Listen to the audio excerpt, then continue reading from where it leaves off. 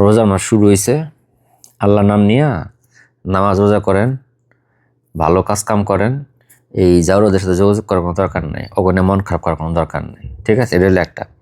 আপনি যে অন্য ধর্মেরও হয়ে থাকেন, দেখেন আশেপাশে দেখুন একটা পুরো একটা রহমতের একটা ব্যাপার স্যাপার আছে, আপনি রহমতরে ফলো করেন।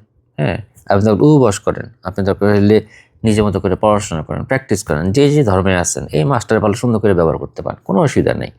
একটা জোশের মতো যে ঠিক আছে এভরিবডি সেলিব্রেটিং দিস মান্থ, করেন, কোনো অসুবিধা নেই। কিন্তু চিটার বাটপারের জন্য মনে করেন বসে থাকা যাবে না। এটা হচ্ছে নাম্বার ওয়ান।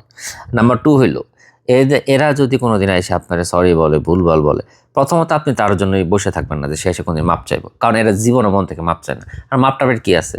আপনার 12টা বাজে আপনার জীবনে বরবাদ করে দিয়ে আপনার সময়টা নষ্ট করে আপনার চুলমুল পাকায় অ্যান্ড আপনার কাছে বলবে সরি। এই সরিতে আপনি কী করবেন? এটা কোনো খাওয়ার নাই। এটা হলো সেকেন্ড জিনিস। থার্ড যে জিনিসটা, ঠিক আছে, এদের মন কখনোই গলে না, এদের মন কখনো কাঁপে না। আপনার এই যে দিনে দিন কান্দা হয়ে গেছে না, এতে হ্যাঁ একটু মন কাঁদে নাই। তা এখন আইসা যে আপনার কাছে আহা সু সু দুঃখের কথা বলবো, এগুলো কি জানেন? ধরেন হয়তো বললো ঘুমাইছিল, বললো ঘুমানোর পরে একটু গিল্টি ফিল হয়েছে আপনার লেগে, বা জামের লগে শুয়ে আসছিল, তারপরে এখন মনে করেন ঘুম থেকে একটু গিল্টি ফিল হয়েছে। তখন আমি তোমার সাথে বা একটু ঝগড়া হইলে তোমার সাথে ভালো ছিলাম, তুমি আমাকে বুঝতে পারো নাই, আমি তোমাকে এটি সব বাটপারি ভাই। এইসব ভাওতাওয়া জ্বালাবে কোনো খাওয়া নেই ভাই। পেইনটা আপনার, জ্বলতেছেন আপনি। আপনার কাছে প্রশ্ন, ভাই মাস যাইতেছে, দিন যাইতেছে, আমি ঘুমাইতে পারতেছি না, খাইতে পারতেছি না, ভাল লাগতেছে না, আর কতদিন? কোনো দিনের হিসাব নাই। ওই গন কেস, ওইটা পুরা বাতিল কেস। হ্যাঁ, ওইটা আপনার জীবন থেকে গেছে, মানে ওটা বাতিল মাল।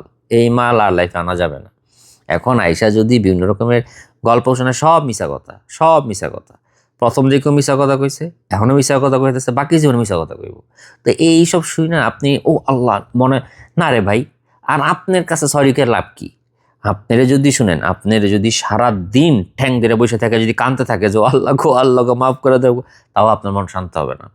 আপনার যদি সারা দুনিয়ার ভালোবাসা আইন আপনার ঠ্যাঙে আইনা দেন, তাও আপনার মন শান্ত হবে না। হ্যাঁ, কারণ আপনার দেখলে খালি মনে হবে আপনার কি পেইনটা দিছে, ওরে দেখলে আপনার মনে হবে ও আপনার কি জ্বালানটা জ্বালাইছে।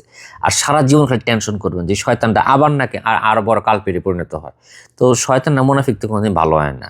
তাই রোজার মাসে আপনার সবচেয়ে ভালো উপায় হইতেছে নিজের আমল আখলাক সব কিছুতে ফোকাস করবেন, সুন্দর করে রোজা করবেন। চেহারা শুধু ভালো, রোজা রাখলে তো আপনার মনে করেন যে স্কিন পরিষ্কার হয়, চেহারা সুন্দর হয়। হ্যাঁ, নিজের মনটা পরিষ্কার হয়, ইবাদত হইলো, সব কিছু হইলো, একদম সুন্দর মতো এগুলো করবেন। মসজিদ যাবেন, তারাবি পড়বেন, কোরআন শরীফ খতম করবেন, ভালো ভালো কাজ করবেন। হ্যাঁ, এই শয়তানদের কাছে সরি সরিতে আপনি কী করবেন? ওদের পানি খাবেন? সরি ফরি যে জন্য বসে থাকা যাবে না। হ্যাঁ, যতই কষ্ট থাকুক নো কন্টাক্টে থাকেন।